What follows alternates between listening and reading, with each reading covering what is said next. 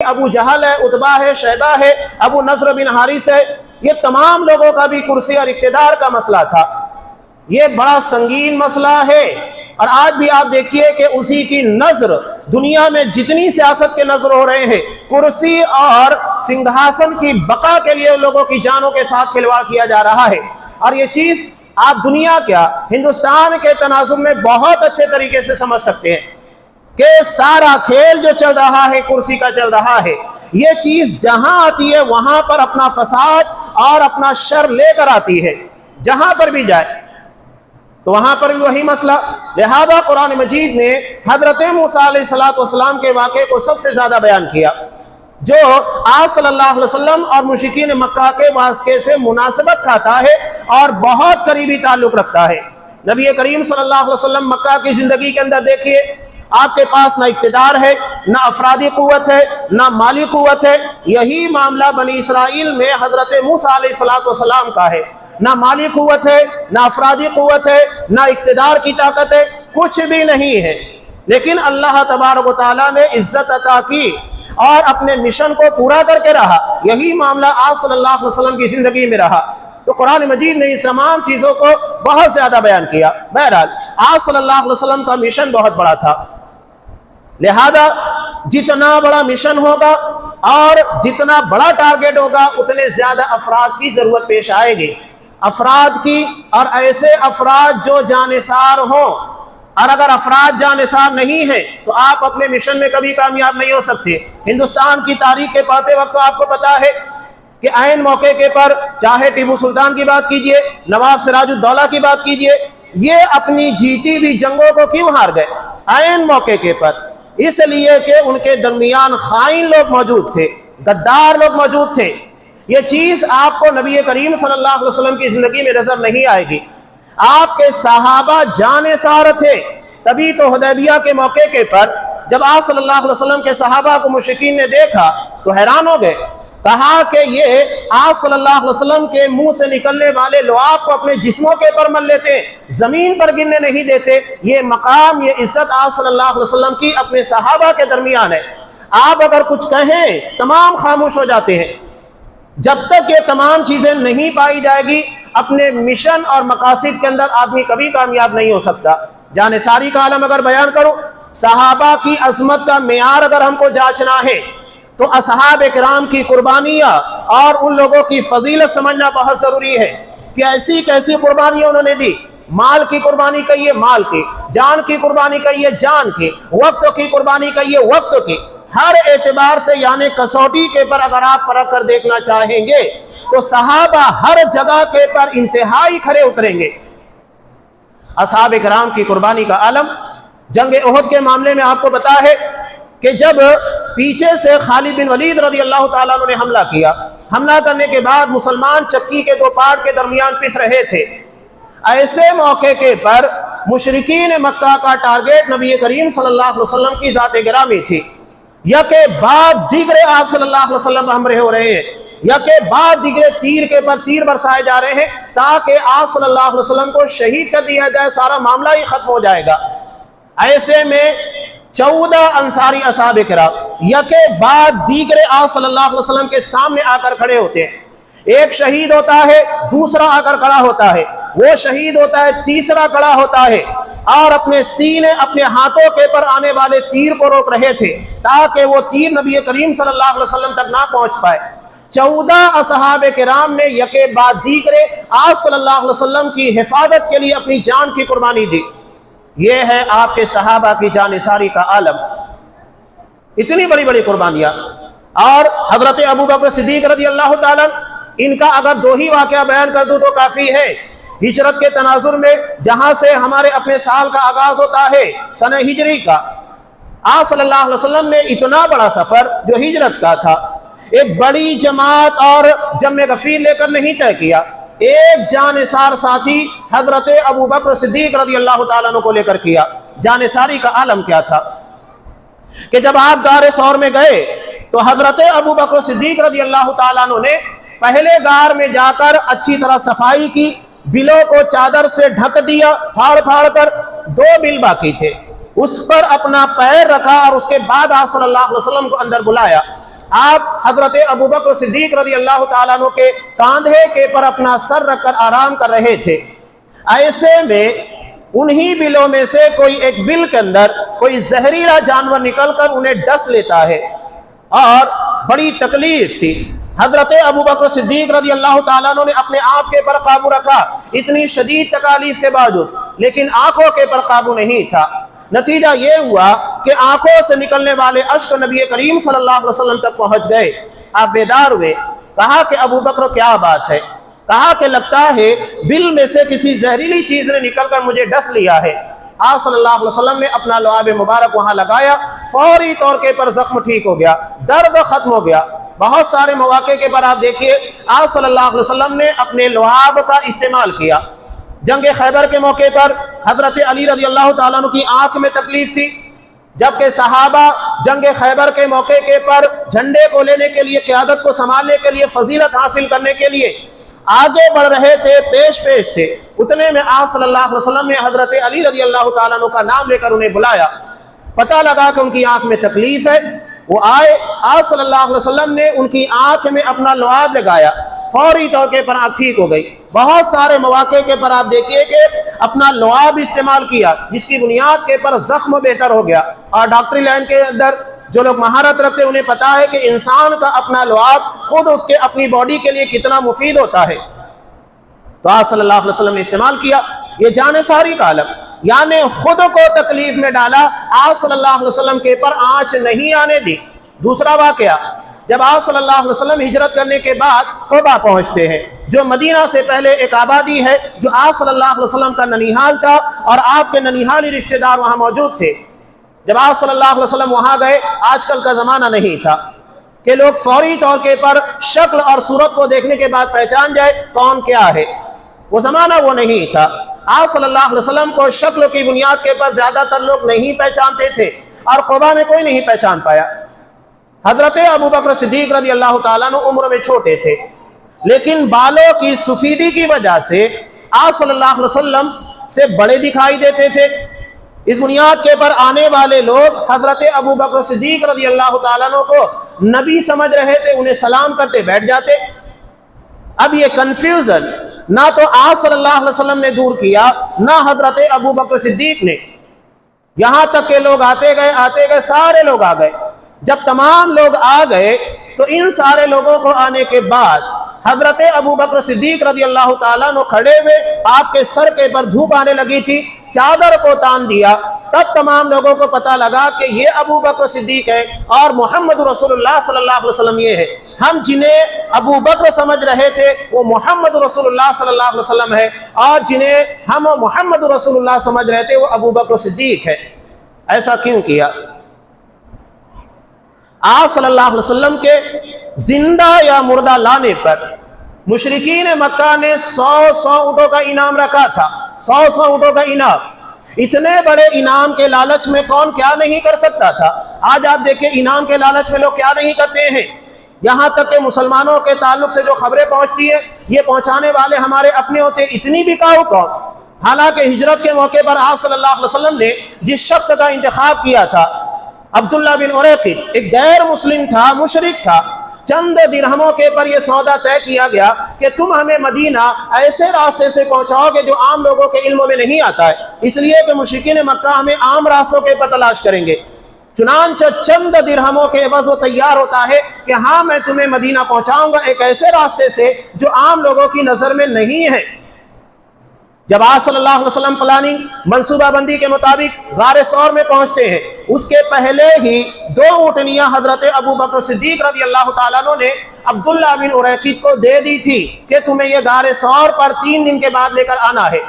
اب جب اعلان ہو رہا ہے مکہ میں زندہ یا مردہ لانے کے پر 100 اونٹوں کے انعامات دیے جائیں گے، ایسے میں بھی یہ غیر مسلم بکتا نہیں ہے۔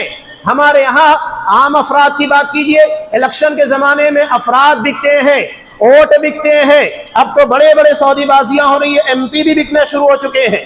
یہ قوم کی حالت ہو چکی ہے، تو کہاں سے قوم کے حق میں فیصلہ ہوگا؟ نمائندگی کہاں سے قوم کی ہونے والی ہے؟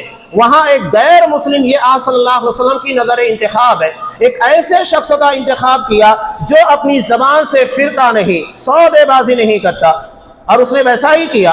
حالانکہ اگر وہ آپ صلی اللہ علیہ وسلم کے بارے میں انفارمیشن دے دیتا، اسے معلوم ہے کہ آپ کہاں ہیں، ابو بکر صدیق کہاں ہیں، اسے 100 اونٹوں کے انعامات ملتے، 200 اونٹ، اس کے علاوہ 2 اونٹنیاں پہلے سے اس کے پاس تھی، علاوہ سے قوم کا ہیرو بن جاتا کہ اس نے سب سے بڑے دشمن کے تعلق سے انفارمیشن دی۔ لیکن وہ بکا نہیں۔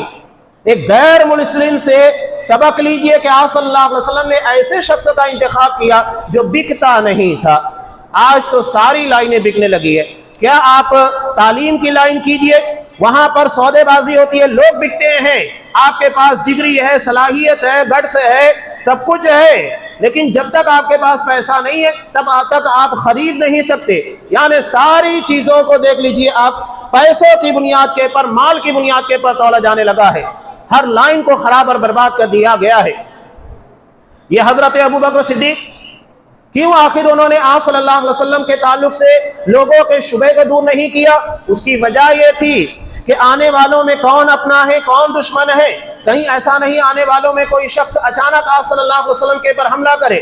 تو ابو بکر صدیق چاہتے تھے آنے والے میں اگر کوئی غلط ارادے سے آ رہا ہے میرے پر حملہ کرے، اگر وہ جان لیوا حملہ کرنا بھی چاہتا ہے مجھ پر کرے، میری جان جائے، میں قربان ہو جاؤں، یہ گوارا ہے۔ اور وہ آپ صلی اللہ علیہ وسلم کو صحابہ کہتے بھی تھے فدا کا ابی و امی، کہ اے نبی میرے ماں باپ آپ کے پر قربان۔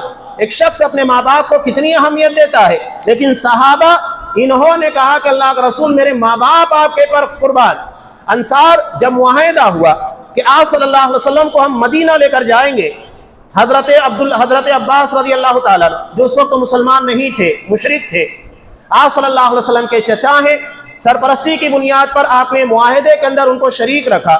یعنی غیر مسلم کے پر اعتماد تھا کہ یہ ہمارے تعلق سے لوگوں کو انفارمیشن نہیں دیں گے۔ چنانچہ آپ صلی اللہ علیہ وسلم لے کر گئے، معاہدہ ہوا، انصار نے مطالبہ کیا، کہا کہ اللہ کا رسول ہم کب تک آپ کو مکہ کی گلیوں کے اندر لوگوں کے درمیان مار کھاتا ہوا اور لوگوں کی گالیاں سنتا ہوا چھوڑ دیں گے؟ یہ ہمیں گوارا نہیں، آپ مدینہ آئیے، ہم وہاں آپ کی حفاظت کریں گے۔ یہاں تک کہ ایسی حفاظت جس طرح ہم اپنے بال بچوں کی کیا کرتے ہیں ویسی حفاظت ہم آپ کی کریں گے۔ معاہدہ ہو گیا۔ معاہدہ ہونے کے بعد حضرت عباس رضی اللہ تعالیٰ عنہ کیا کہتے ہیں، سن لو اور بات سمجھ لو کہ محمد صلی اللہ علیہ وسلم کے لے جانے کا مطلب کیا ہے۔ سارے عرب کی دشمنی مول لینا ہے، اس لیے کہ انہوں نے جس دعوت کا، جس دین کا پرچار لوگوں کے درمیان کیا ہے، تمام لوگ ان کے مخالف بن چکے ہیں۔ صرف مکہ ہی نہیں، جہاں جہاں جائیں گے وہاں وہاں دشمنیاں پیدا ہوگی۔ اور جب تم انہیں لے کر مدینہ جاؤ گے، مدینہ جانے کے بعد سارے عرب کی تلواریں تمہارے خلاف اٹھ کھڑی ہوں گی، سوچ لو۔ انہوں نے کہا کہ ہم نے پہلے سوچ رکھا ہے، ہمیں اس کے بارے میں کوئی فکر نہیں ہے، ہمیں پتا ہے نبی کو اپنے درمیان لے جانے کا مطلب کیا ہے، سارے لوگوں کی دشمنیاں مول لینا۔ آج لوگ اپنے قریبی رشتہ داروں کی دشمنیاں مول لینے کے لیے تیار نہیں ہوتے ہیں، نظر انداز کرتے ہیں۔ حق اور حقیقت ساری چیزوں کا علم ہونے کے بعد بہت سارے معاملات کے اندر میرا رشتہ دار ہے، میرا قریبی ہے، دشمنیوں سے بچنے کی کوشش کرتے ہیں۔ صحابہ نے اپنوں کی بات کیجئے گا، انہوں نے سارے عرب کی دشمنیاں مول لی تھی نبی کریم صلی اللہ علیہ وسلم کے لیے۔ یہ جانثاری کا عالم ہے۔ صحابہ کو یہ مقام عظمت یوں ہی نہیں ملی، یہ امت کے درمیان اور نبی کے درمیان اولین واسطہ ہے۔ اگر امت نبی تک پہنچنا چاہتی ہے، نبی کی تعلیمات، نبی کریم صلی اللہ علیہ وسلم کے لائے ہوئے دین، آپ کے طریقے اور ساری چیزوں کے بارے میں جاننا چاہتی ہے، جب تک وہ اصحاب کرام تک نہیں پہنچے گی، صحابہ اس کے بعد نبی تک نہیں پہنچ سکتے۔ بغیر صحابہ کے نبی تک پہنچا ہی نہیں جا سکتا۔ آپ اصول حدیث بھی جانتے ہیں، وہ روایت جو مرسل ہوتی ہے، یعنی ایک تابعی صحابی کا نام حذف کرنے کے بعد ڈائریکٹ روایت کو رسول اللہ صلی اللہ علیہ وسلم سے بیان کرتا ہے، صحابی کا نام نہیں لیتا ہے، یہ روایت اصول حدیث کی بنیاد کے پر قابل تسلیم نہیں ہے۔ چند لوگوں کے تعلق سے، جیسا کہ حضرت سعید بن مسیب رحمہ اللہ، اس لیے کہ ان کے والد خود صحابی تھے، حضرت مسیب رضی اللہ تعالیٰ، ان کے بارے میں محدثین کہتے ہیں نہیں، ان کی مرسل روایت ہے، یعنی جب وہ ڈائریکٹ رسول اللہ صلی اللہ علیہ وسلم سے بیان کرے، حالانکہ انہوں نے نبی کا زمانہ نہیں پایا، تابعی ہیں، صحابی نہیں، ان کی روایتوں کو قبول کیا جائے گا، اس لیے کہ یہ خود ایک صحابی کے بیٹے ہیں۔ ورنہ عام لوگوں کے تعلق سے اصول یہی ہے، مرسل روایتیں قابل تسلیم نہیں ہیں، یعنی صحابہ کا واسطہ حذف کرنے کی بنیاد پر روایتیں ہی قبول نہیں کی جاتی ہیں۔ اب جب روایت نہیں آئے گی، حدیث نہیں آئے گی، تو دین اور دین کی تمام باتیں ہم تک کہاں پہنچے گی؟ نہ عقیدہ حاصل کر سکتے ہیں، نہ عبادات کے معاملات، نہ منہج، کوئی چیز ہمیں معلوم ہونے والی نہیں بغیر اصحاب کرام کے واسطے کے۔ لہذا اس واسطے کو کبھی بھی آپ صلی اللہ علیہ وسلم سے جدا نہیں کیا جا سکتا۔ تو یہ اصحاب کرام کی قربانیاں۔ انصار نے کہا ہم سارے عرب کی دشمنی مول لینے کے لیے تیار ہیں، ہمیں پتا ہے، اور کیا بھی ویسا۔ جنگ احد کا موقع دیکھیے، عام مواقع دیکھیے، جنگ تبوک سب سے بہترین دلیل ہے۔ آج ہمارے یہاں پر دین کا کام، مساجد ہے، مدارس ہے، دین کا کوئی بھی کام لے کر جائیے، آپ فنڈ کے لیے جہاں جیسے ہی لوگوں کو کہنا شروع کریں گے، شادی بیاہ اور دیگر مواقع کے پر نہیں ہے، قرض لے کر ساری چیزیں استعمال کر کے انسان اپنی خواہشات اور لوگوں کے درمیان بہتر طریقے سے پردرشن کرنے کے لیے سب کچھ کرتا ہے، مظاہرہ کرتا ہے، لیکن دین کی بات جہاں پر آئے ایسا رونا روتا ہے کہ شاید محلے کے اندر، بازار کے اندر اس سے زیادہ مجبور اور زیادہ محتاج کوئی نہیں ملے گا، ساری پریشانیاں اسی کے پر ہے۔ یہ ہمارا معاملہ ہے۔ اصحاب کرام اپنی قربانیاں یاد کیجئے گا، اصحاب کرام نے جنگ تبوک کے موقع پر کیا کیا؟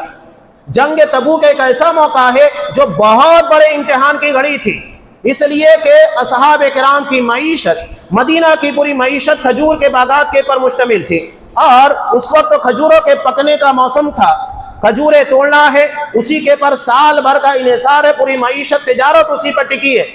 علاوہ ازیں مقابلہ وقت کی سپر پاور سے تھا، روم سے، اتنی بڑی طاقت، سفر لمبا ہے، افراد کی ضرورت ہے، علاوہ ازیں راشن کی ضرورت ہے، یعنی ساری چیزیں بیک وقت تھی، اور اصحاب کرام کی ضروریات اور ان کی تجارت اور معیشت ایک طرف، یعنی یوں کہیے ایک طرف دنیا تھی، ایک طرف آخرت ہے۔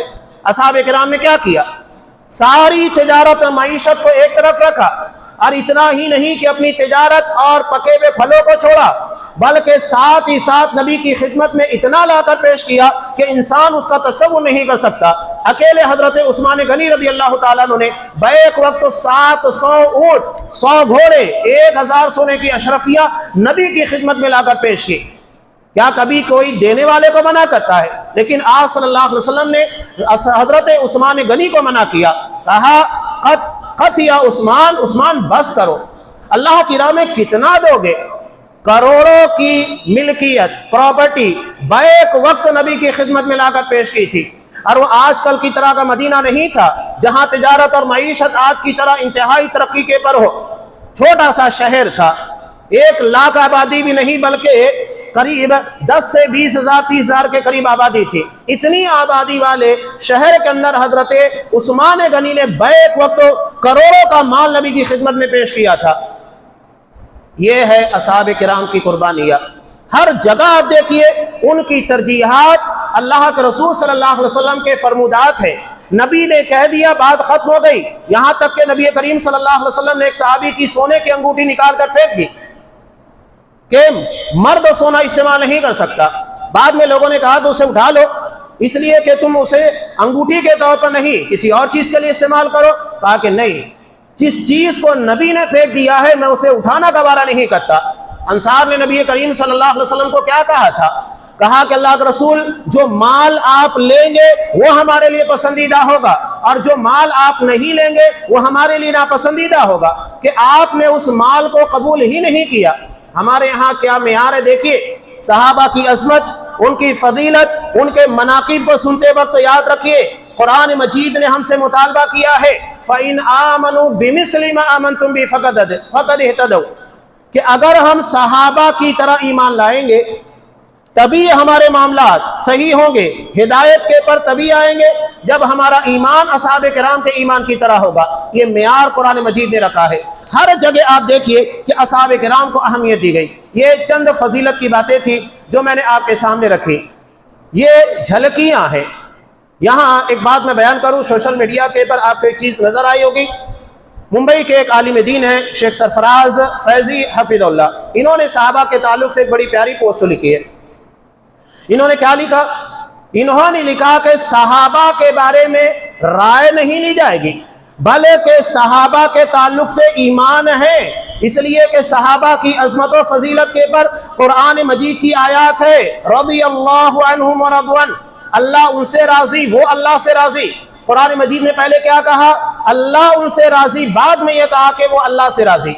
تو یہ بات یاد رکھیے، جب اللہ نے اپنی رضامندی کا سرٹیفکیٹ ان کو دے دیا ہے تو پھر ہم کون ہوتے ہیں ان کے پر ناراضگی جتانے والے اور ان کے مقام، ان کے مرتبے کے پر، ان کے ایمان، ان کے معاملات کے پر اعتراض کرنے والے؟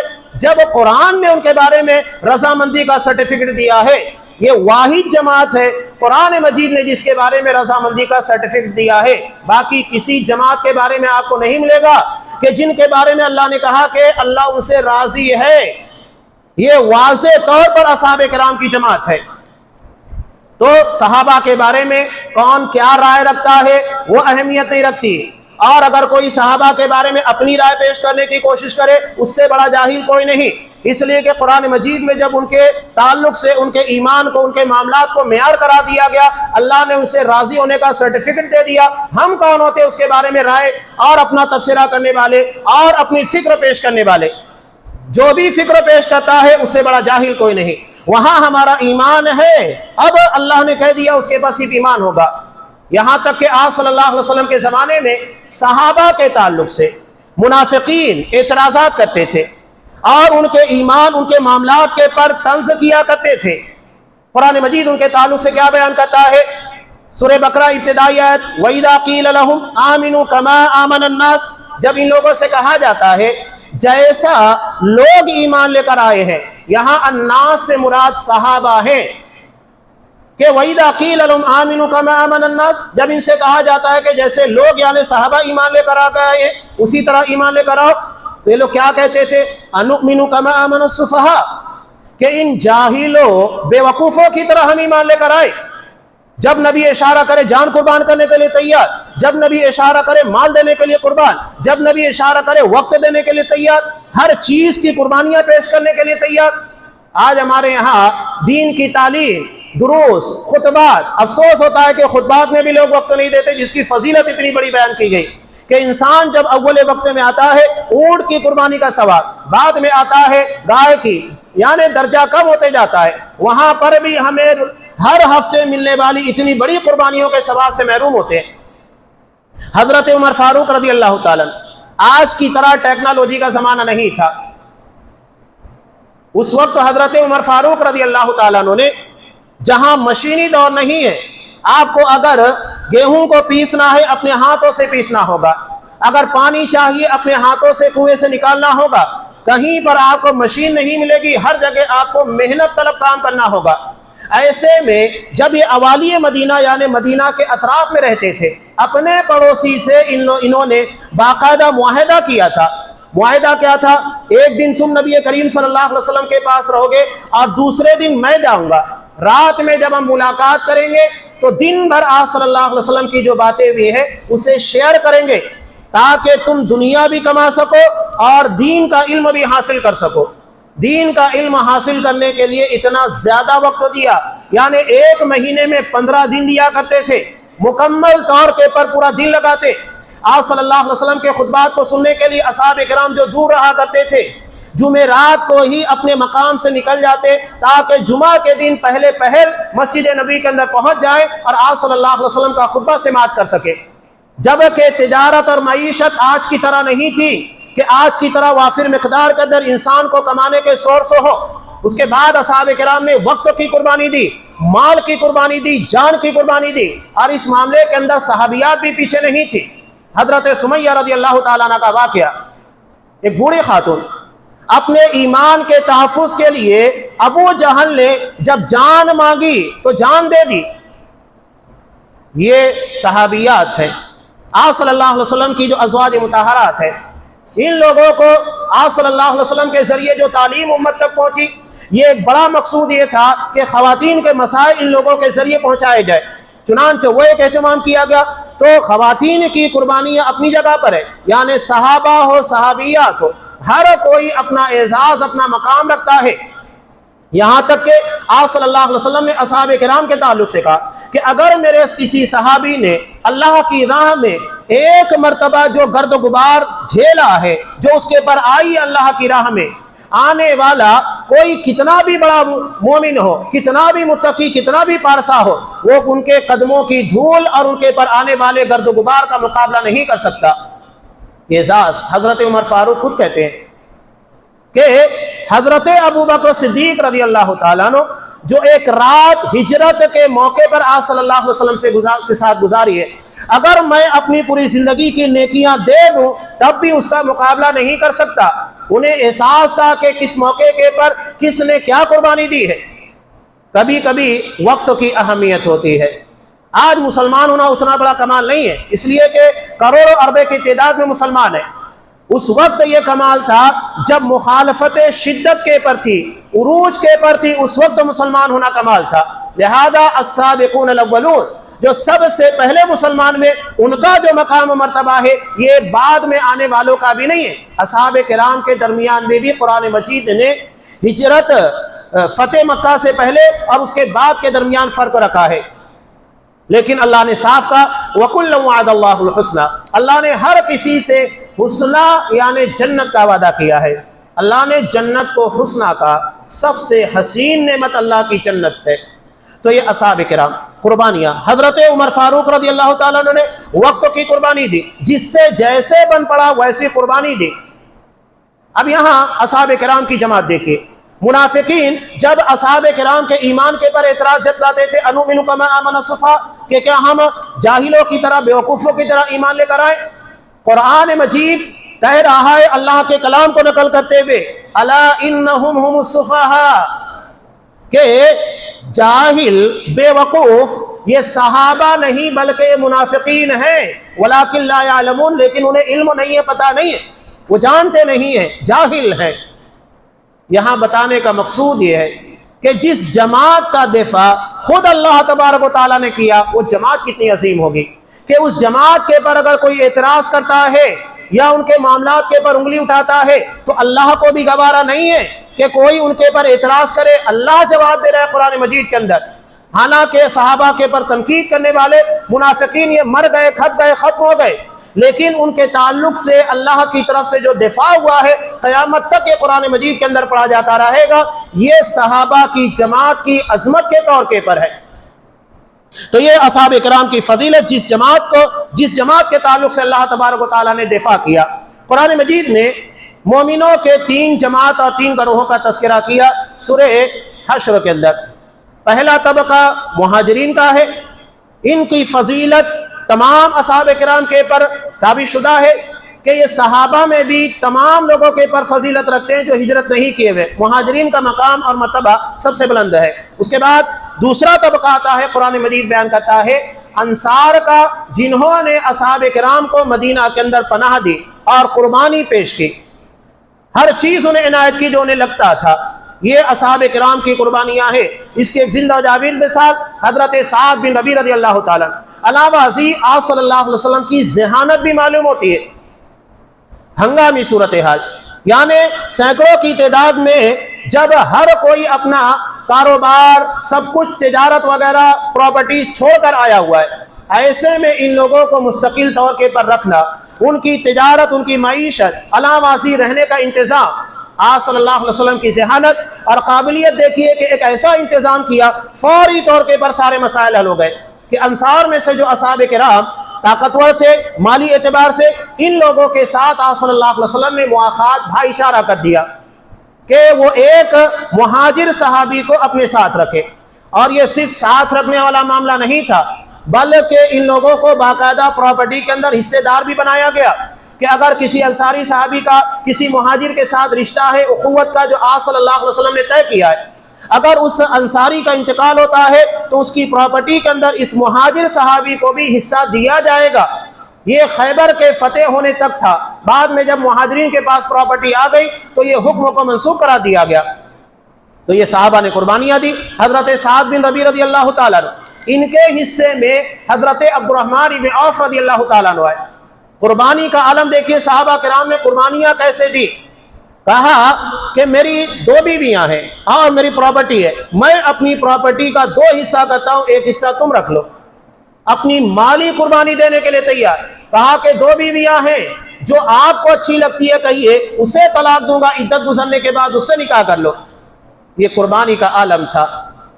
ہم اپنے بھائیوں کے لیے قربانی دینے کے لیے تیار نہیں. صحابہ ایمان کی بنیاد کے پر مہاجرین کے ساتھ ایسے رویے سے پیش آئے, قرآن مجید نے قیامت تک کے لیے انہیں انصار کا خطاب دیا, مددگار, اور حقیقت میں انہوں نے ایسی مدد کی کہ دنیا میں اس کی نظیر اور مثال ہمیں نہیں مل سکتی. یہ ان لوگوں کی قربانی کا عالم تھا. حضرت عبد الرحمن ابن عوف رضی اللہ تعالیٰ عنہ نے کہا کہ اللہ تمہارے مال تمہاری اولاد میں برکت دے, مجھے صرف بازار کا مارکیٹ کا راستہ بتا دو. یہ اصحاب کرام کی قربانیاں ہیں. اور آپ صلی اللہ علیہ وسلم کا کتنا آسانی کے ساتھ سارے معاملات کو آپ صلی اللہ علیہ وسلم نے حل کیا تھا. تیسری جماعت کون سی ہے؟ قرآن مجید کہتا ہے والذین جاءوا من بعدہم, جو ان کے بعد آئے, یعنی اصحاب کرام کے بعد آنے والے, قیامت تک کے آنے والے, یہ تیسری جماعت میں ہیں. ہم بھی اسی جماعت کے اندر ہیں. قیامت تک کے جتنے انسان آئیں گے سب اسی جماعت کے اندر شامل ہیں. تو یہ 3 جماعتوں کا تذکرہ ہے. 2 جماعتیں دنیا سے جا چکی ہے.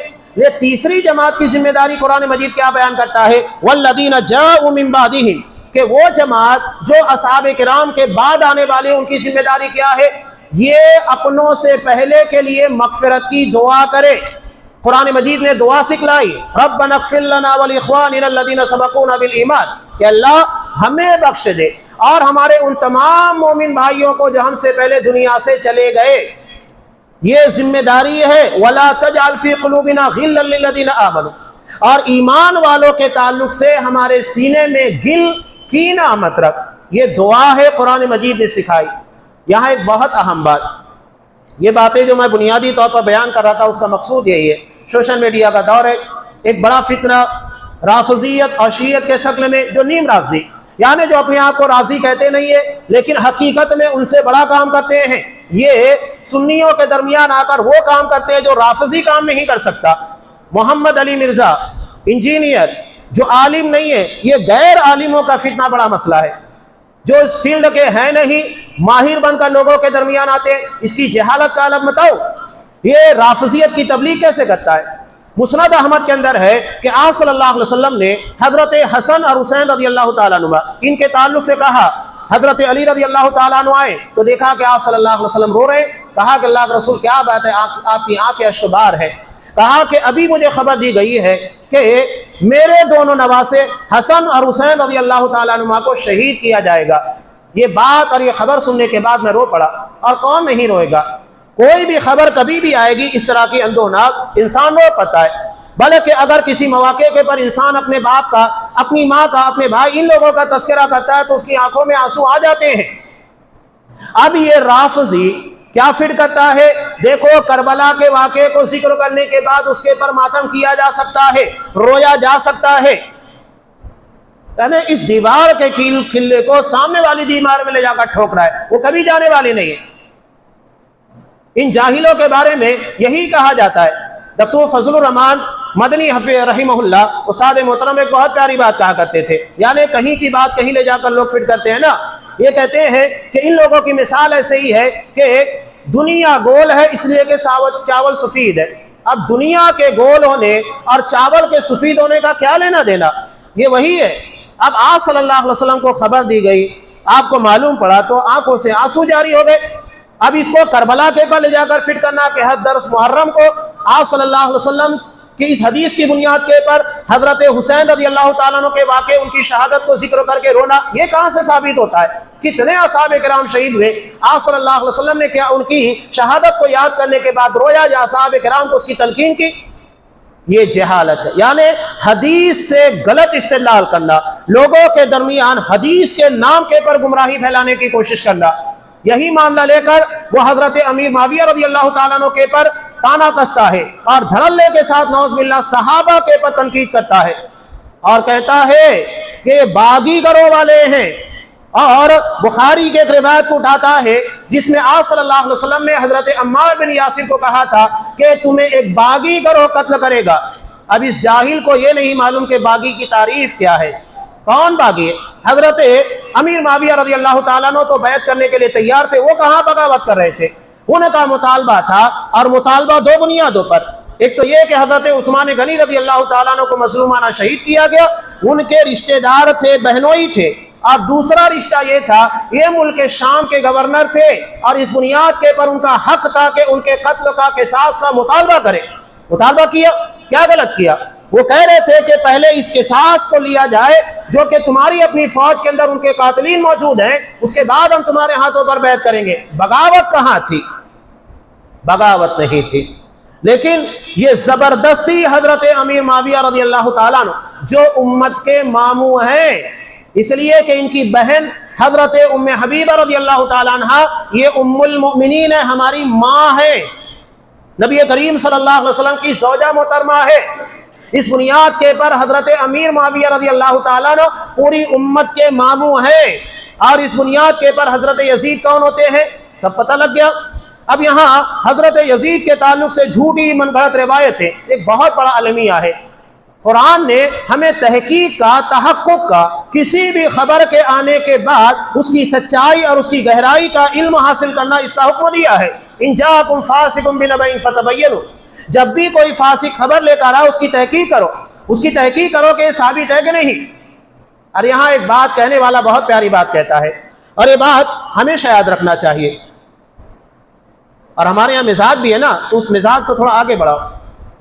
ہمارے یہاں صرف حدیثوں کی تحقیق ہوتی ہے، فوراً عالم کے پاس آئیں گے حدیث صحیح ہے ضعیف ہے بتاؤ، یعنی حدیثوں کی بہت تحقیق اچھی بات ہے، تو کیا اہل حدیثوں کی تحقیق نہیں ہوگی؟ کون سچ بول رہا ہے، جھوٹ بول رہا ہے، کوئی کچھ بھی آ کر بولے آپ مان لیں گے، ایمان لے کر آئیں گے ہاں یہ صحیح کہہ رہا ہے؟ محدثین نے ایسے اصول اور معیار طے کیے جس کی بنیاد کے پر حدیث کے اندر ذرا سی بھی اگر خامی سامنے نکل کر آ جاتی ہے تو صرف حدیث نہیں، قرآن مجید نے کہا کہ ہر راوی کی تحقیق ہوگی، صحابی کو چھوڑ کر ہر راوی کی تحقیق کی جائے گی، اور یہی اصول اگر ہم اپنے معاملات زندگی کے اندر بنا لیں کبھی بھی خامی اور غلطی نہیں ہوگی۔ اور یہ جماعتی زندگی کے اندر کچھ زیادہ ہی ہے، خبریں آ گئی آمنا و صدقنا، کہنے والا کتنا سچا کتنا جھوٹا کوئی حقیقت نہیں، اور اگر ہمارا مخالف ہے تو پھر بات ختم ہو گئی، اس کے بارے میں ساری جھوٹی خبریں ہم مان لیں گے۔ اسلام نے عزت نفس کے تعلق سے، مومن کی زندگی کے تعلق سے معیار انتہائی کڑا رکھا ہے، یہ نہیں کہ کوئی کچھ بھی کہے مان لیا جائے، تو معیار رکھا گیا ہے کہ کوئی اگر کچھ بھی کہتا ہے تو اس کا مطلب یہ نہیں کہ مان لیا جائے گا۔ تو آج کے یہ نیم رافضی آتے ہیں اور صحابہ کے پر نعوذ باللہ تنقیدیں کرتے، حضرت یزید کے پر جھوٹی روایتوں کی بنیاد کے پر جو ثابت شدہ ہے نہیں انہی کے پر سارا دار و مدار ہے، اور انہی روایتوں کی بنیاد کے پر لعنتان کیا جاتا ہے۔ قرآن نے اصول کیا بیان کیا؟ تلک امۃ قد خلت لہا ما کسبت ولکم ما کسبتم، یہ ایک جماعت ہے جو گزر گئی، ان لوگوں نے جو کچھ کیا ہے وہ ان کے ذمے ہے، ان کا جو معاملہ ہے تم سے نہیں پوچھا جائے گا۔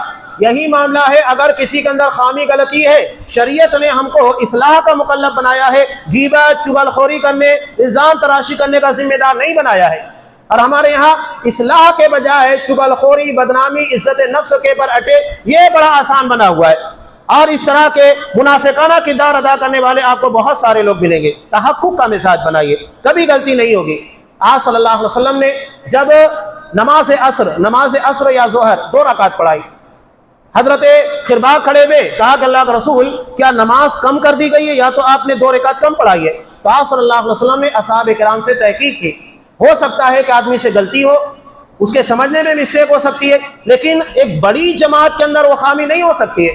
جب صحابہ نے کہا کہ ہاں اللہ کے رسول آپ نے 2 رکعت پڑھائی ہے، تو آپ صلی اللہ علیہ وسلم نے فوری طور کے پر بقیہ 2 رکعتیں ادا کی۔ یہاں یہ بھی معلوم ہوتا ہے کہ اگر نماز میں اس طرح کی خطا ہو جائے، بات چیت بھی ہو جائے، تو اس کا مطلب یہ نہیں کہ نماز باطل ہو گئی، اس کے بعد نئے سرے سے نماز پڑھاؤ، بلکہ باقی جتنی رکعتیں چھوٹی ہوئی ہیں وہ فوری طور کے پر اتنی ہی ادا کی جائے گی، اور سلام سے پہلے 2 سجدہ سہو کر لیا جائے گا، کافی ہے۔ یہ آسان سا مسئلہ ہے۔ بہرحال تو یہ اصحاب کرام کے پر تنقید ہے، اور اس کا راستہ کہاں سے نکالا جاتا ہے؟ حضرت یزید کے ساتھ، جن کے بارے میں بخاری کی بالکل واضح روایت جس میں کوئی شبہ نہیں، آپ صلی اللہ علیہ وسلم نے ارشاد فرمایا اول جیش یغزو مدینہ قیصر مغفور لہم، کہ سب سے پہلا لشکر جو کہ قسطنطنیہ کے پر حملہ کرے گا۔ قسطنطنیہ آج کا استنبول، اس کا پرانا نام قسطنطنیہ تھا اور آج وہ استنبول ہے۔ تو آپ صلی اللہ علیہ وسلم نے کہا اس لیے کہ یورپ کا راستہ ہے، یہاں سے یورپ میں انٹری ہوتی ہے، تو کہا جو سب سے پہلے لشکر میں جائے گا، غزوہ کرے گا، شریک ہوگا، مغفور لہم، اللہ انہیں بخش دیا ہے، ان کے گناہوں کی مغفرت ہو چکی ہے۔ یہ نبی کا فرمان ہے۔ اور قسطنطنیہ کے پر حملہ کرنے والا سب سے بڑا لشکر حضرت یزید کی کمانڈر ان چیف میں تھا، اسی کے اندر، اس لشکر کے اندر حضرت حسین بھی شامل ہے۔ اس لشکر کے اندر جب غزوہ ہوا، پہلا کئی غزوات ہوئے، اس کے بعد قسطنطنیہ فتح ہوا، اسی کے اندر سب سے پہلے لشکر میں حضرت ابو ایوب انصاری رضی اللہ تعالیٰ عنہ شہید ہوئے، جن کی قبر وہاں پر بنائی گئی ہے۔ نبی کی بشارت۔ اب نبی کے فرمان، قرآن کی آیات کے آنے کے بعد ہم کون ہوتے ہیں فیصلہ کرنے والے؟ عام مردوں کے تعلق سے قرآن مجید کیا کہتا ہے؟ آپ صلی اللہ علیہ وسلم نے کیا کہا؟ جو دنیا سے جا چکے ہیں انہیں برا مت کہو۔ یہ عام مردوں کے تعلق سے ہے کہ اگر ہمارے درمیان سے کوئی شخص انتقال کر گیا ہے، اس کی برائی بیان کرنے سے منع کیا گیا۔ تو صحابہ جن کی عظمت قرآن مجید میں، جن کا دفاع قرآن مجید کر رہا ہے، آپ صلی اللہ علیہ وسلم نے جن کی عظمت و فضیلت اس قدر بیان کی ہے، اس کے بارے میں ہم زبان استعمال کریں، ہم ان کے معاملات کے پر فیصلے کریں، گڑے مردے اکھاڑنے کی کوشش کریں، جبکہ قرآن مجید آپ صلی اللہ علیہ وسلم نے صحابہ کے تعلق سے کیا کہا؟ یہ بڑا اعزاز اصحاب کرام کو ملا جو کہ جنگ بدر میں شریک تھے۔ آپ صلی اللہ علیہ وسلم نے کہا کہ اللہ تبارک و تعالیٰ نے ان کی طرف جھانکا، اور اس کے بعد کیا کہا؟ اعملوا ما شئتم، جو جی چاہے کرو، قد غفرت لکم، میں نے تمہارے سارے گناہوں کو بخش دیا۔ یہ اعزاز اصحاب کرام کی جماعت کو ملا۔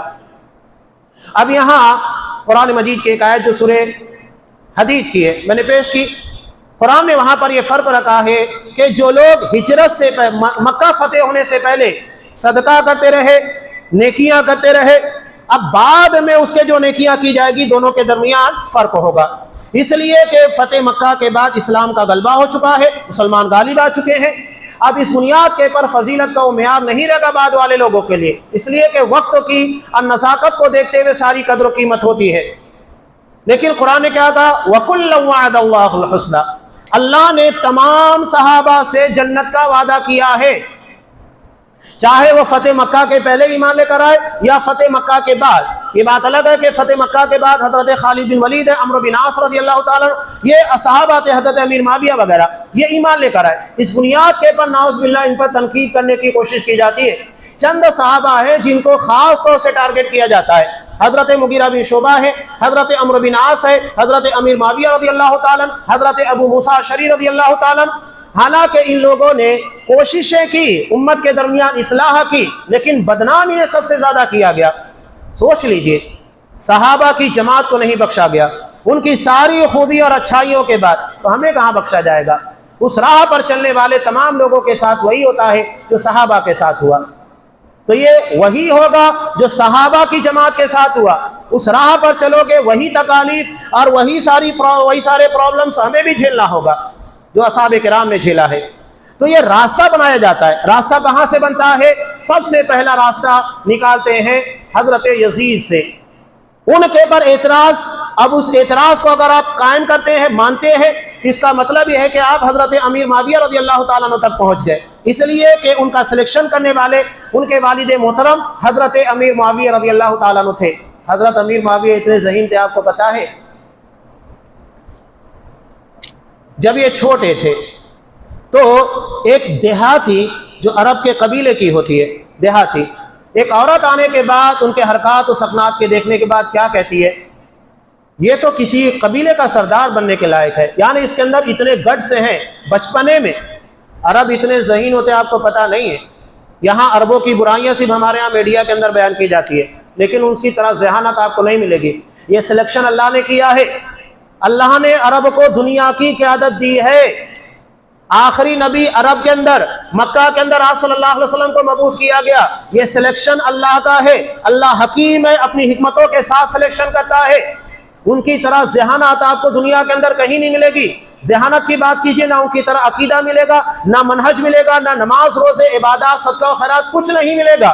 بہت پیچھے ہیں ہم، لیکن برائیاں کرنے میں آج کا میڈیا سب سے آگے ہے۔ بہرحال حضرت امیر معاویہ رضی اللہ تعالیٰ عنہ کو دیکھ کر کہا تو ان کی ماں نے کہا کہ افسوس ہے اگر یہ کسی بڑے ملک کا بادشاہ نہ بنے، یہ عرب کی عورتیں تھیں جو بچپن میں کسی کے حرکات و سکنات، ان کے گڑ سے ان کی صلاحیتوں کو پہچان لیا کرتی تھی۔ کہنے والے بہت پیاری بات کہتے ہیں کہ عرب کی سیاست جو اس وقت تھی دو لوگوں کے ہاتھ میں تھی، حضرت امیر معاویہ رضی اللہ تعالیٰ عنہ اور حضرت مغیرہ بن شعبہ رضی اللہ تعالیٰ، تین لوگوں کے ہاتھ۔ حضرت عمرو بن عاص انتہائی ذہین، سیاست وہ نہیں جو آج کی جاتی ہے، یہ سیاست اسلامی ہے، لوگوں کی خیرخواہی کے لیے، فلاح بہبود کے لیے، ترقی کے لیے۔ آج جیسا کہ ہم سعودی عرب کے اندر اس کی مثیل کو دیکھتے ہیں کہ جتنی خوشحالی، BBC کافی پہلے ان کے بارے میں چرچا کر رہا تھا کہ آخر سعودی کے اندر پروٹیسٹ کیوں نہیں ہوتا ہے، حکومت کے خلاف مظاہرے کیوں نہیں ہوتے، کیوں ہوں گے مظاہرے؟ جب لوگوں کو ساری سہولیات عطا کی جا رہی ہے، ان کی عزت، جان، مال، ہر چیز سیف ہے، اس کے بعد کیا ان لوگوں کو پروٹیسٹ کی ضرورت ہے؟ اور آج پروٹیسٹ ہونے کے بعد کیا ہوتا ہے کہ ہمارے مطالبات پروٹیسٹ اور احتجاج مظاہرے کی بنیاد پر مان لیے جاتے ہیں۔ یہ صرف وقت کی بربادی، علاوازی ہمارے بہت سارے لوگوں کو اٹھا کر جیل میں بند کر دیا جاتا ہے، ہمارا ہی نقصان ہوتا ہے۔ یہ ہے پروٹیسٹ، مظاہرے، اور حقیقت میں شرعی اعتبار سے مظاہروں کی کوئی حقیقت نہیں ہے، اسلام اس کی اجازت دیتا ہی نہیں ہے، اور اسلام میں اپوزیشن بھی نہیں ہے، یہاں صرف ایک حکومت ہے، ساتھ مل کر اس کا تعاون کرو۔ اسلام نے جتنی شفافیت والا نظام پیش کیا آپ کو کہیں نہیں ملے گا۔ تو یہ راستہ بنایا جاتا ہے حضرت یزید، اس کے بعد امیر معاویہ رضی اللہ تعالیٰ، اور حضرت امیر معاویہ رضی اللہ تعالیٰ کے تعلق سے جو بات کہی جاتی ہے کہ یہ صحابہ کے لیے دروازہ ہے، یعنی اگر اس دروازے کو توڑا گیا سارے صحابہ اس کی زد میں آئیں گے، اس لیے کہ حضرت امیر معاویہ رضی اللہ تعالیٰ کا سلیکشن کرنے والے کون؟ حضرت عثمان غنی، اور ان سے پہلے سلیکشن کیا حضرت عمر فاروق، حضرت عمر فاروق کا سلیکشن حضرت ابوبکر صدیق نے کیا، سارے صحابہ زد میں آتے ہیں، یعنی ایک کڑی ہے، ایک کو آپ کھینچیں گے آٹومیٹک ساری زنجیریں ٹوٹنا شروع ہو جائے گی۔ تو یہ راستہ بناتے ہیں صحابہ تک پہنچنے کے لیے۔ صحابہ کے قربانیاں جو میں نے آپ کو سامنے پیش کی، ابھی محرم الحرام کا جو موقع، پہلے اس حدیث کو لے لیتے ہیں۔ آپ صلی اللہ علیہ وسلم نے ارشاد فرمایا، بخاری مسلم دونوں کی روایت، لا تسبوا اصحابی، میرے کسی صحابی کو برا بھلا مت کہنا۔ یہ آپ نے کسے کہا تھا پتا ہے؟ یہ امت کو خطاب نہیں ہے، پہلا خطاب حضرت خالد بن ولید کو ہے۔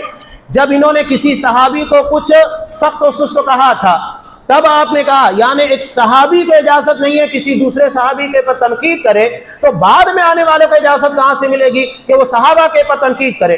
یہ جاہل بیٹھا ہوا سوشل میڈیا کے پر، چاہے انجینئر علی مرزا کی بات کرو، جو بھی ہو، صحابہ کے پر تنقید، اس کی اتنی مجال، اتنی اوقات۔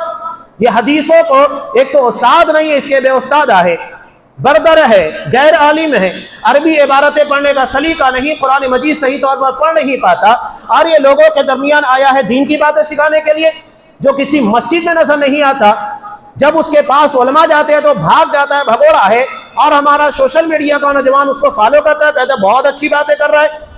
یہ چال بازی اس نے شروع میں کی اپنے فالورسوں کو بڑھانے کے لیے۔ اس نے کیا کیا؟ پہلے وہ ساری باتیں رکھی جو مسلمانوں کے درمیان متفقہ ہیں، اور حدیث کا حوالہ جو اہتمام ہونا چاہیے وہ ساری چیزیں کی۔ جب اس کے پاس ایک اچھی خاصی فالورز کی ٹیم تیار ہوئی، اس کے بعد اس نے پھر اپنا اصل کھیل شروع کیا۔ جیسا کہ پرندوں کو شکاری اپنے جال میں پھانسنے کے لیے پہلے دانہ ڈالتا ہے، جب شکار آ جاتا ہے اس کے بعد وہ جال کھینچتا ہے، تو یہ کام اس نے ویسے ہی کیا۔ اور آج ایک بڑا طبقہ اس کی گمراہی کا شکار ہے، نعوذ باللہ۔ دھڑلے کے ساتھ جب انہیں باتیں ہوئی لوگوں سے، دھڑلے کے ساتھ نعوذ باللہ حضرت امیر معاویہ رضی اللہ تعالیٰ عنہ کو باغی کہتے ہیں۔ اتنی جسارت صحابی کے بارے میں، جبکہ نبی نے منع کیا کہ صحابی کے تعلق سے برا بلا مت کہنا، اور یہ دھڑلے کے ساتھ حضرت امیر معاویہ رضی اللہ تعالیٰ عنہ کہتے ہیں۔ اور ہمارے درمیان ایک کتاب نام لے کر میں صاف کہہ رہا ہوں، خلافت و ملوکیت کے پر مولانا مودودی کی لکھی ہوئی، اس کتاب کے پڑھنے کے بعد ایک شخص کیا کہتا ہے کہ مجھے نعوذ باللہ حضرت امیر معاویہ کو رضی اللہ تعالیٰ عنہ کہتے ہوئے شرم آتی ہے۔ یہ مزاج بنا، رافضیت کا راستہ کھولا گیا۔ رافضی آخر کیوں صحابہ پر اٹیک کرتا ہے؟ انہیں معلوم ہے کہ آپ صلی اللہ علیہ وسلم کی عظمت آپ کے صحابہ سے جھلکتی ہے۔ ایک بہترین استاد کب لوگوں کے درمیان متعارف ہوتا ہے؟ اپنے اسٹوڈنٹ سے، اپنے شاگردوں سے۔ जब शागिर्दों को लोग देखते हैं ये इतना काबिल है तो इसका पढ़ाने वाला और इसकी तरबियत करने वाला कितना अजीम होगा। तो आप सल्लल्लाहु अलैहि वसल्लम की अज़मत सहाबा की तरबियत और उनके तजुर्बात से झलकती है। अगर कोई सहाबा को तनकीद करता है तो नाउज़ बिल्लाह वो आप सल्लल्लाहु अलैहि वसल्लम पर तनकीद कर रहा है। कुरान मजीद ने आप सल्लल्लाहु अलैहि वसल्लम का मिशन क्या बताया कि आप सल्लल्लाहु अलैहि वसल्लम व युअल्लिमुहुमुल किताब वल हिकमत व युज़क्कीहिम, आप लोगों को किताब व हिकमत की तालीम और तज़किया करते हैं, उनकी तालीम के साथ तरबियत करते हैं। अगर सहाबा नाउज़ बिल्लाह ये इक़्तिदार के इतने लालची थे, कुरान मजीद को उन लोगों ने हज़फ कर दिया, छुपा लिया, हज़रत अली रज़ी अल्लाह तआला अन्हु को खलीफा नहीं बनने दिया नाउज़ बिल्लाह, तो तज़किया कहाँ हुआ? कुरान कह रहा है कि आपने तज़किया किया और आप कह रहे हो कि तज़किया किया ही नहीं। कुरान के बिल्कुल खिलाफ, जहां जहां आप जाएंगे वहां वहां कुरान के खिलाफ आप नजर पाएंगे कि ये मिजाज दरअसल कुरान के पर, पूरे दीन के पर हमला है। तो ये रास्ता बनाया जाता है। यजीद, हजरत यजीद, उसके बाद हजरत अमीर माविया, और सोशल मीडिया के पर सारी चीजें फैली। तो आपने हजरत खालिद बिन वलीद को मना किया कि मेरे किसी सहाबी को गाली मत देना, बुरा भला मत कहना। अगर उनमें का कोई शख्स लव अन्ना अहदकुम अनफक़ मिस्ल उहुदिन ज़हबा, तुम में का अगर कोई शख्स उहद पहाड़ के बराबर सोना खर्च कर दे, मा बलग मुद्द अहदिहिम वला नसीफा, मेरे किसी सहाबी के एक मुद या आधे मुद की बराबरी नहीं कर सकता। एक मुद आम आदमी का जो दोनों हाथ होता है, इसको मिलाने के बाद इसमें जितना आता है ये एक मुद होता है, और 4 मुद का एक सा होता है जो सदक़तुल फित्र के अंदर दिया जाता है। तो आप सल्लल्लाहु अलैहि वसल्लम ने क्या कहा? एक मुद या आधा मुद, यानी 700 ग्राम या 350 ग्राम, इन लोगों ने अल्लाह की राह में जो माल खर्च किया उसकी बराबरी नहीं कर सकते। तो कैसे हो सकता है? ना ईमान, कुरान मजीद ने उनके ईमान को मेयार करार दिया। अजमत का मेयार अगर हम देखें सहाबा के ताल्लुक से, कुरान मजीद ने अजमत का मेयार 4 चीजों का रखा है सूरह असर के अंदर: ईमान, अमल सालेह, तवासी बिल हक, तवासी बिल सब्र। अजमत अगर आप देखेंगे असहाबे किराम की, इस कसौटी के पर कुरान ने उनके ईमान को मेयार करार दिया। अमल, उनका अमल सालेह कि जिनके बारे में कुरान मजीद ने खुद कहा उलाइका हुमुर राशिदून, ये हिदायत के पर हैं, इनके सारे मामला बिल्कुल दुरुस्त हैं, किसी मामले के पर अंगुष्ठ नुमाई नहीं की जा सकती। तवासी बिल हक, आपस में एक दूसरे की हक की वसीयत, अगर उन्होंने एक दूसरे को वसीयत नहीं की होती, तरवीज नहीं की होती, इस्लाम की अगर नशर इशाअत नहीं की होती, तो आज हम मुसलमान नहीं होते। सहाबा ने कितनी मेहनत की दीन इस्लाम के लिए, सबको पता है। हजरत खदीजा ने अपना पूरा माल लुटा दिया, हजरत अबू बकर सिद्दीक ने अपनी पूरी प्रॉपर्टी लगा दी, जिसको जो बना वो लगाया। और तवासी भी सब्र, उनकी तरह सब्र आप क्या पाएंगे? हजरत खब्बाब बिन अरत रज़ी अल्लाह ताला, दहकते हुए अंगारे के पर कई मरतबा लिटाया गया, ये उनके सब्र का आलम था। हर मेयार के पर खड़े उतरते हैं, कोई मेयार आप जहां जहां सहाबा को लेकर जाएंगे वहां वहां। इसीलिए हजरत अब्दुल्लाह बिन मसूद रज़ी अल्लाह ताला अन्हु कहते हैं कि सहाबा अस्दकुल नास लिसाना, तमाम लोगों में सबसे सच्चे थे और दिल के सबसे पाक और साफ थे ये सहाबा की जमात, जिनका तस्करा कुरान मजीद रज़ी अल्लाहु अन्हु व रज़ू अन्हु कहकर कहता है। अब इसके पर अगर कोई एतराज़ करता है, उससे बड़ा जाहिल क्या हो सकता है, कौन हो सकता है? तो ये सहाबा की अजमत है जो इंतहाई इख्तिसार के साथ मैंने आप लोगों के सामने पेश करने की कोशिश की। इस तनाजुर में कि सहाबा को टारगेट करके पूरे दीन को टारगेट किया जाता है। चौकीदारों से दुश्मनी या उन लोगों से नफरत वही करता है जो हकीकत में चोर होता है, इसलिए कि मालूम है चौकीदार जब तक रहेगा वो चोरी नहीं कर सकता, डाका नहीं डाल सकता। तो ये दीन के दुश्मन उस वक्त तक दीन इस्लाम पर डाका नहीं डाल सकते जब तक कि असहाबे किराम की जमात को हमारे दरमियान से ना हटा ले। लिहाजा वो चौकीदारों को हटाने की कोशिश करते हैं, लेकिन सबसे ज्यादा अहमियत चौकीदारों की है। ये दीन के खादिम पासबान है, इन लोगों की पासबानी की बुनियाद पर आज दीन महफूज है। पूरे दीन इस्लाम को उम्मत तक पहुंचाने का सेहरा अगर किसी जमात पर जाता है, असहाबे किराम की जमात के पर जाता है। लिहाजा असहाबे किराम के ताल्लुक से उनकी अज़मत, उनकी फजीलत और मनक़बत की बुनियाद पर जो मोहब्बत हमारे दिलों के अंदर होना चाहिए, वैसी मोहब्बत हर किसी को रखना चाहिए। उसके लिए मैंने चंद झलकियाँ आपके सामने पेश की है। अल्लाह तबारक व तआला से दुआ है कि परदिगार असहाबे किराम की जो अज़मत है, फजीलत है और उनकी मनक़बत है, इन सारी चीज़ों को सुनने और समझने के बाद अल्लाह हमें उन्हीं की तरह दीन इस्लाम की खिदमत करने का جذبہ عنایت فرمائے، ہمارے ایمان کو ان کے ایمان کی طرح بنا دے، اور جس طرح انہوں نے دین کی تبلیغ کی، نشر و اشاعت کی، قربانیاں دی، اللہ ہمیں بھی اسی جذبے کے ساتھ دین اسلام کی خدمت کرنے کی توفیق عنایت فرمائے۔ آمین۔ وآخر دعوانا ان الحمد للہ رب العالمین۔